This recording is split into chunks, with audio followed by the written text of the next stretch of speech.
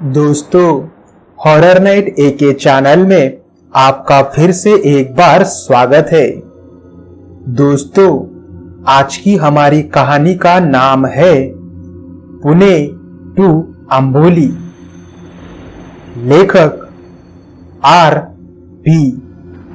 लेकिन दोस्तों, कहानी में आगे बढ़ने से पहले अगर आपने हॉरर नाइट एके चैनल को सब्सक्राइब नहीं किया होगा तो उसे सब्सक्राइब करके बेल आइकन की घंटी जरूर दबाइए ताकि आपको हॉरर नाइट एके चैनल की नोटिफिकेशन सबसे पहले मिल सके। तो चलिए दोस्तों, अब हम ज्यादा देरी ना करते हुए कहानी शुरू करते हैं।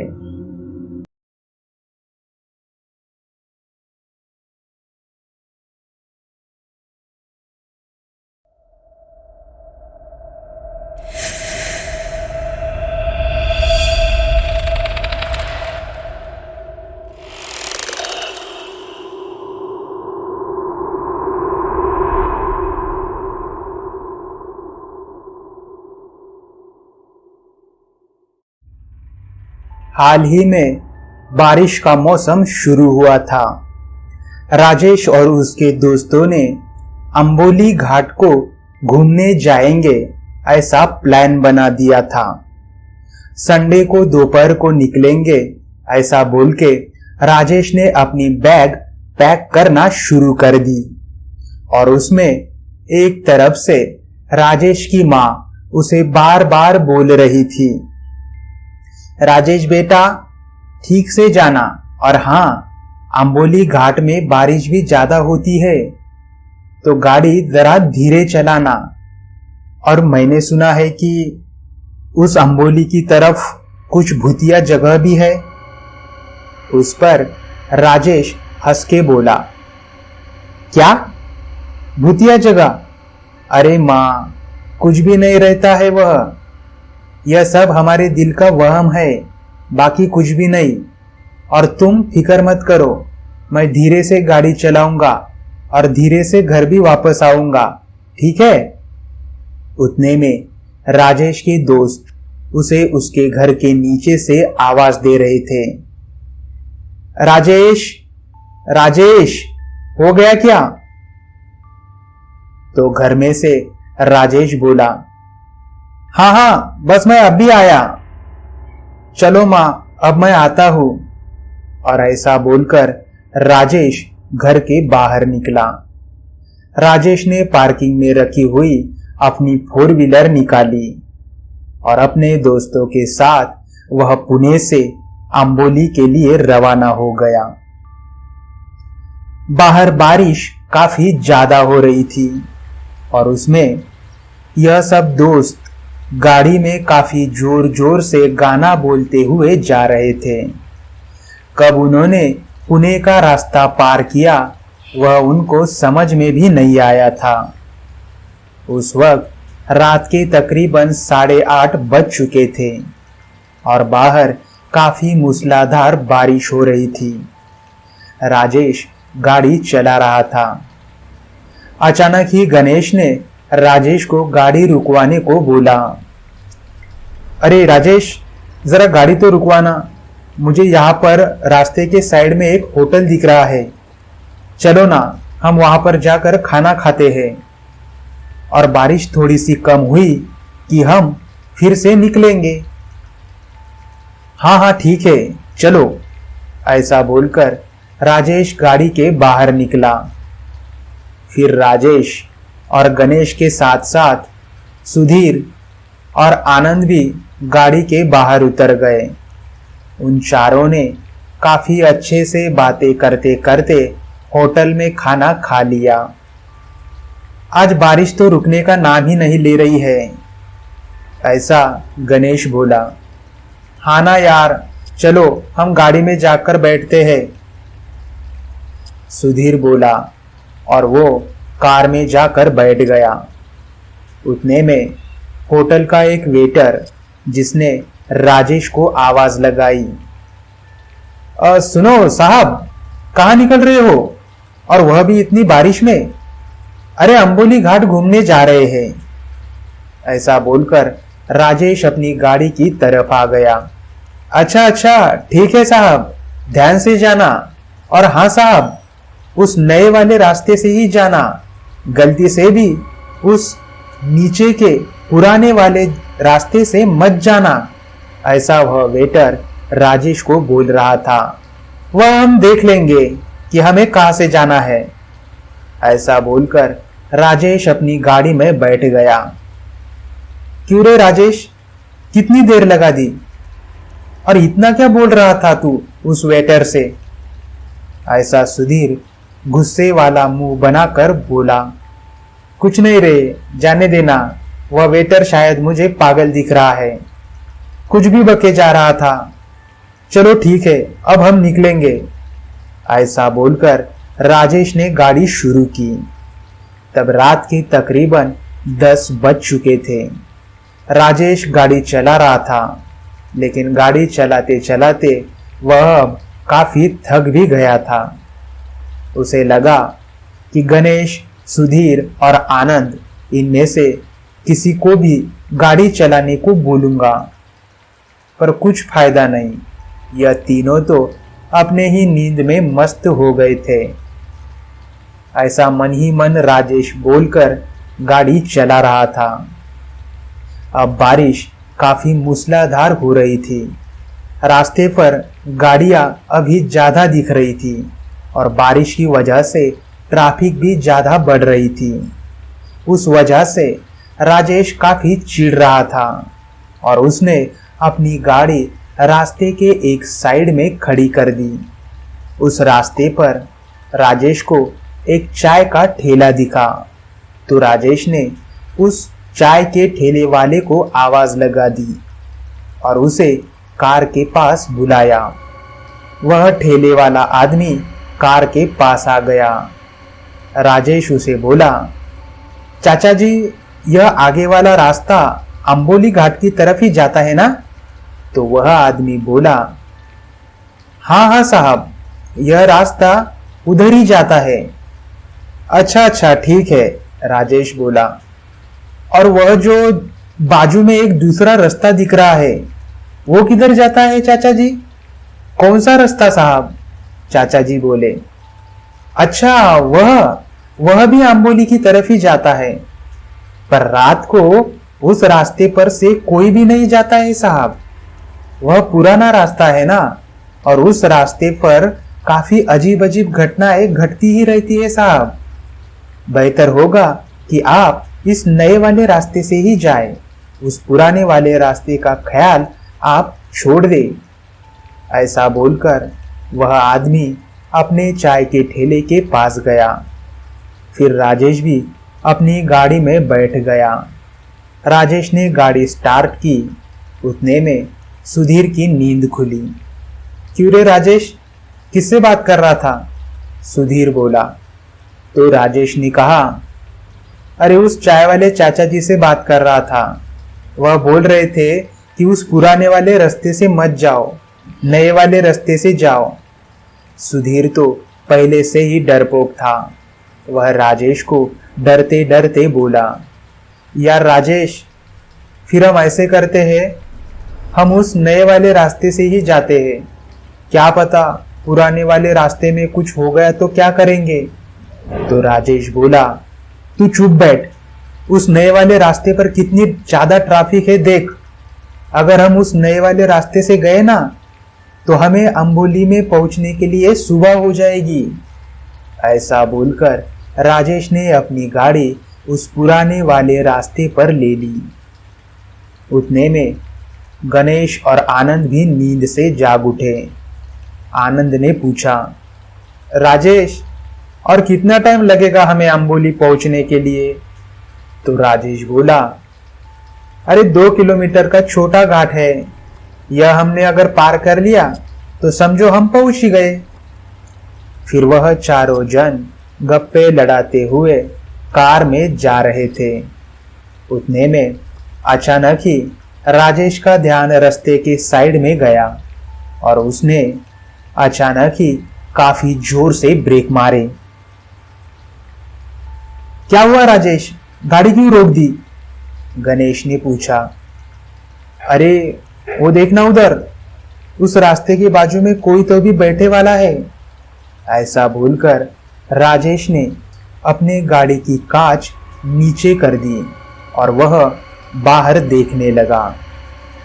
वहां पर एक 33 या 34 साल की औरत, जिसने हरी वाली साड़ी पहन रखी थी, उसके हाथ में हरे वाले कंगन थे, उसके बाल खुले हुए थे और उसके बालों में एक कजरा भी लगे वाला था। एक दुल्हन जैसी वह औरत दिख रही थी।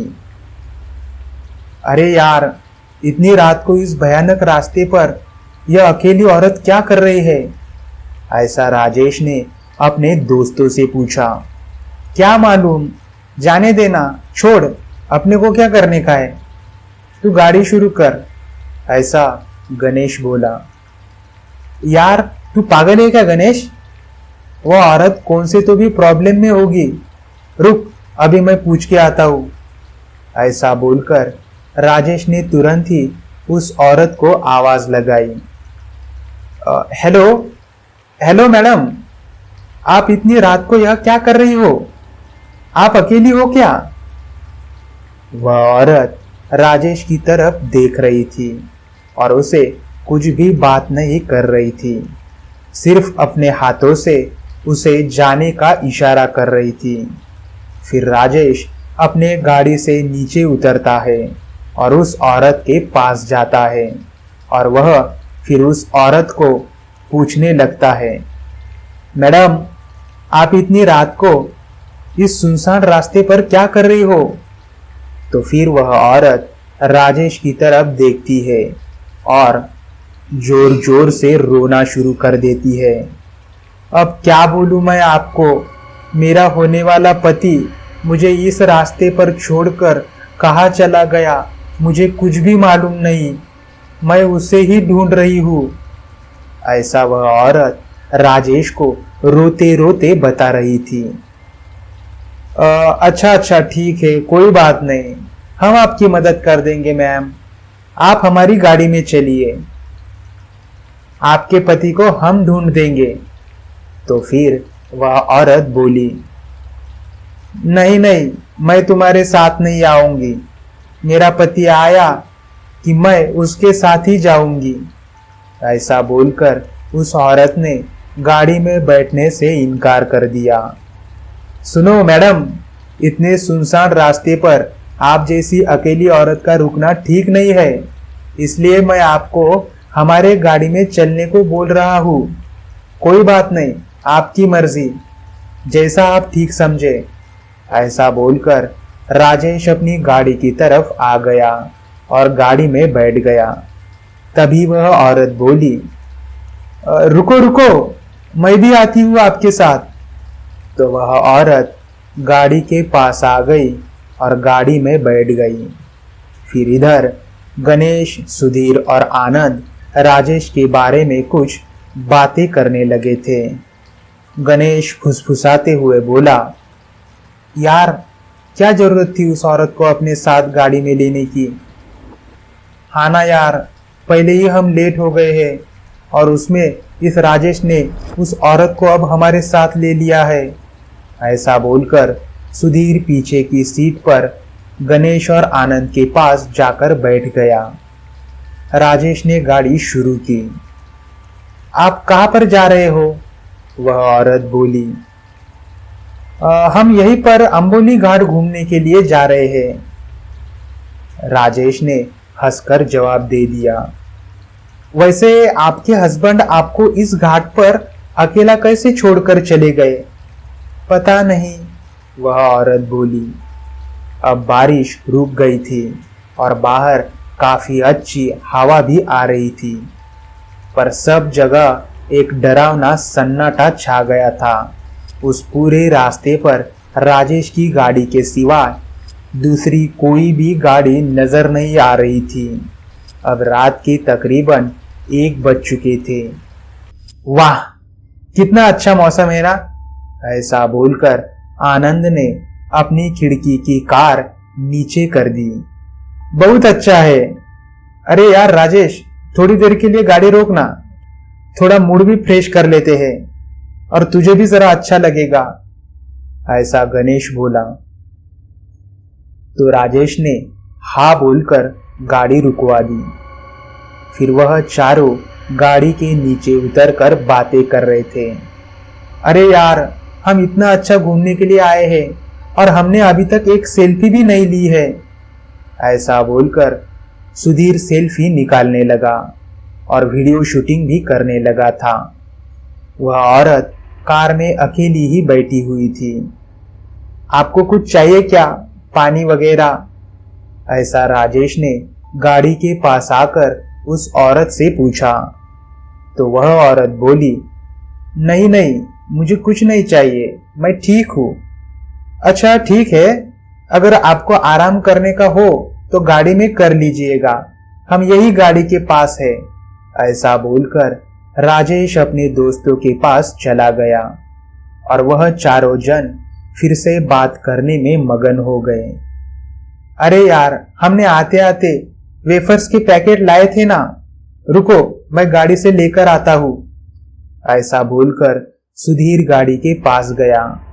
जब उसने गाड़ी में देखा तो गाड़ी में वह औरत नहीं थी। राजेश, वह औरत कहाँ गई है, ऐसा सुधीर पूछ रहा था। क्या होगी ना गाड़ी में, ऐसा बोलकर वह तीनों गाड़ी के पास आ गए। अरे हाँ यार, कहाँ गई वो औरत, ऐसा गणेश डरते हुए बोल रहा था। और फिर वह चारों जन गाड़ी के आसपास उस औरत को ढूंढ रहे थे। अरे यार, ऐसे एकाएक ही वह औरत कहाँ गई होगी, ऐसा गुस्से में राजेश बोला। उतने में काफी तेज बारिश शुरू हो गई। जाने दे राजेश, चल अब हम निकलते हैं, देख बारिश भी शुरू हो गई है, ऐसा बोलकर वह तीनों गाड़ी में बैठ गए। हाँ ठीक है, ऐसा बोलकर राजेश भी गाड़ी के अंदर आ गया। अब रात के तकरीबन 2 बज चुके थे। राजेश गाड़ी चला रहा था, पर वह अभी भी सोच रहा था कि वह औरत कहाँ जा सकती है। बाद में थोड़ी देर के बाद अचानक ही उसका ध्यान आगे वाले रास्ते पर गया और उसने काफी जोर से अपने गाड़ी के ब्रेक मार दिए। अरे क्या हुआ राजेश, गाड़ी क्यों रोक दी, ऐसा गणेश ने पूछा। अरे वह आगे देखना, रास्ते में कोई तो भी बैठे वाला है। क्या, ऐसा बोलकर राजेश ने अपने गाड़ी का दरवाजा खोल दिया। चलो आनंद, हम देख के आते हैं कौन है वह, ऐसा बोलकर राजेश गाड़ी के बाहर उतर गया। फिर आनंद और राजेश उस आदमी को देखने के लिए आगे की ओर आए। उस रास्ते पर पूरी तरह घना अंधेरा छाया हुआ था। उस वजह से उन्होंने मोबाइल निकाला और मोबाइल की टॉर्च शुरू की।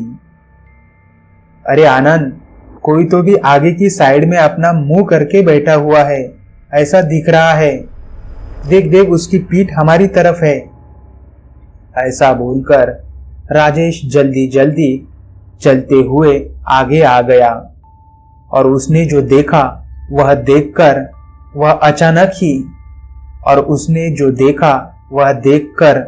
अचानक ही वह एकदम अचंभे में पड़ गया, क्योंकि उनके गाड़ी से गायब होने वाली औरत वहां पर बैठी थी। ओ मैडम, आपको कुछ समझता है कि नहीं, ऐसे अचानक ही आप हमें बिना बताते हुए गाड़ी में से कैसे जा सकती हो, ऐसा बोलते बोलते राजेश उसके आगे खड़ा हो गया। तब उस औरत ने अचानक ही काफी गुस्से से राजेश की तरफ देखा। वह औरत कुछ खा रही थी। उसका मुंह और हाथ खून से भरे हुए थे। वह किसी जानवर के मांस के टुकड़े खा रही थी और उस टुकड़ों को काफी जोर जोर से अपने दांतों से तोड़ रही थी। यह सब देख के राजेश और आनंद को तो काफी जोर का झटका लगा था। उनको कुछ भी समझ नहीं आ रहा था कि अब हम करें तो क्या करें। उतने में उनके पीछे पीछे गणेश और आनंद भी वहां पर आ पहुंचे। उन दोनों ने भी यह सब कुछ देख लिया और वह भी काफी डर गए। राजेश राजेश चलो जल्दी यहाँ से, ऐसा बोलकर वह तीनों राजेश को लेकर गाड़ी के पास आ गए। उतने में वह औरत काफी जोर जोर से हंसने लगी थी। कहाँ भाग कर जा रहे हो? मैं नहीं छोड़ूंगी किसी को भी, देख लूंगी तुम सबको। जहां भागना है वहां पर भाग लो और अभी यहां से निकलो। मैं आऊंगी अभी तुम्हारे पास। उस मरे हुए जानवर के मांस के टुकड़े तोड़ते हुए वह औरत बोल रही थी। वह औरत अब काफी डरावनी लग रही थी और फिर वह बोली, अगर अब तुम कहीं पर रुके तो तुम जान से हाथ धो बैठोगे। अरे चलो ना यार, ऐसा गणेश काफी डरते हुए बोल रहा था। वह चारों जन काफी जल्दी गाड़ी में बैठ गए। उन्होंने गाड़ी की पूरी खिड़कियां बंद कर दी और गाड़ी काफी तेजी से भगा रहे थे। अब कुछ भी हुआ तो गाड़ी मत रोकना, ऐसा सुधीर बोल रहा था। अब रात के तकरीबन 3 बज चुके थे। राजेश गाड़ी काफी तेजी से चला रहा था। उतने में अचानक ही उनके गाड़ी के आगे एक 7-8 साल का छोटा लड़का आ गया। अरे यह बच्चा कौन है और यहाँ पर क्या कर रहा होगा? ऐसा राजेश अपने दोस्तों को बोल रहा था। वह कोई भी हो, तू गाड़ी मत रोकना, ऐसा आनंद बोला। राजेश ने गाड़ी ना रोकते हुए वैसे ही चलाता रहा। गाड़ी जब आगे गई तो गणेश ने गाड़ी के पीछे खिड़की से देखा तो वह लड़का अब उनको नहीं दिख रहा था। यार, यह लड़का भी शायद भूतिया आत्मा ही होगा। अब उन चारों को पूरा भरोसा हो गया था कि यह रास्ता कितना भयानक है। राजेश काफी तेजी से अपनी गाड़ी चला रहा था, लेकिन वह 2 किलोमीटर का रास्ता 3 घंटे होते चले आए थे, फिर भी खत्म नहीं हो रहा था। और फिर वह औरत एक बार फिर से रास्ते के बीचों बीच खड़ी थी। अब वो औरत काफी डरावनी चुड़ैल जैसी दिख रही थी। उस औरत को रास्ते पर देखकर चारों भी काफी डर गए। अब कुछ भी हुआ ना तो गाड़ी मत रोकना, ठीक है? ऐसा आनंद बोला तो राजेश ने गाड़ी सीधे सीधे उस औरत के बीचों बीच में से ले ली, लेकिन तभी वहां से वह औरत गायब हो गई। और फिर वह जब आगे आए तो अचानक ही उनकी गाड़ी बंद पड़ गई। अरे यार, अब ये क्या हुआ? अब क्या करेंगे? गणेश बोला। यार, अब हम एक काम करते हैं, इस रास्ते पर देखो, ये बाजू में घनी झाड़ियां दिख रही है। इस झाड़ियों में हम छिप जाते हैं। सिर्फ 2 घंटे की ही बात है। बाद में सुबह हुई तो हम यहाँ से सही सलामत निकल जाएंगे, राजेश बोला। और फिर वह चारों ही उस घनी झाड़ियों में छिप गए। उस झाड़ी में से उनको रास्ते पर खड़ी उनकी कार साफ दिख रही थी। अब रात के तकरीबन 4 बज चुके थे। वह चारों काफी थक गए थे और उन चारों की वहीं पर आंख लग गई। लेकिन तभी अचानक ही एक बार फिर से उस औरत की चीख उन चारों को सुनाई दी। वह औरत काफी जोर जोर से चीख रही थी। वह एकदम घबरा कर उठे। वह औरत उनके गाड़ी के पास आ गई थी। कहाँ चुप कर बैठे हो? अगर मुझे मिले ना तो कच्चा चबा जाऊंगी, किसी को भी नहीं छोड़ूंगी, ऐसा बोलकर वह काफी जोर जोर से हंसने लगी और उनको ढूंढने लगी थी।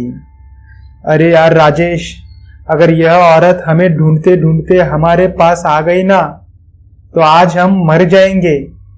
ऐसा बोलते हुए आनंद उसके पास के एक पत्थर पर हाथ रख देता है, लेकिन तभी वह पत्थर वहां से सरक जाता है और वह पत्थर एक गुफा में जाता है। फिर वह चारों भी एकदम चौंक जाते हैं और वह चारों भी उस गुफा के अंदर जाते हैं। उस गुफा में उसे एक हनुमान जी की मूर्ति दिखती है। जैसे ही वह हनुमान जी की मूर्ति देखते हैं तो बड़ी राहत की सांस लेते हैं। अब राजेश बोला कि सुबह होने तक अब हम यहाँ से कहीं भी नहीं जाएंगे। वह हनुमान जी का दर्शन करते हैं और फिर वहीं पर बैठते हैं, लेकिन बाहर वह डरावनी औरत काफी जोर जोर से चिल्लाते हुए उन्हें बोलती है, मुझे मालूम है तुम कहाँ पर छुपे हो, लेकिन मैं वहां पर नहीं आ सकती। तुम्हारा नसीब अच्छा है जो आज तुम बच गए। और ऐसा बोलते ही वह औरत गायब हो जाती है। थोड़ी ही देर बाद सुबह होती है। वो चारों जन हनुमान जी का दर्शन करके अपने गाड़ी के पास आते हैं। राजेश गाड़ी शुरू करने की कोशिश करता है तो गाड़ी शुरू होती है और फिर वह वहां से निकलते हैं। तो दोस्तों, आज के लिए बस इतना ही। अगर कहानी अच्छी लगी हो तो उसे लाइक कर दीजिएगा और हाँ दोस्तों, हॉरर नाइट एके चैनल को सब्सक्राइब कर दीजिएगा ताकि आपको ऐसी ही नई नई कहानियां सुनने को मिल सके। तो चलिए दोस्तों, अब हम मिलते हैं अगली कहानी में। तब तक के लिए अपना और अपने परिवार का ख्याल रखिए।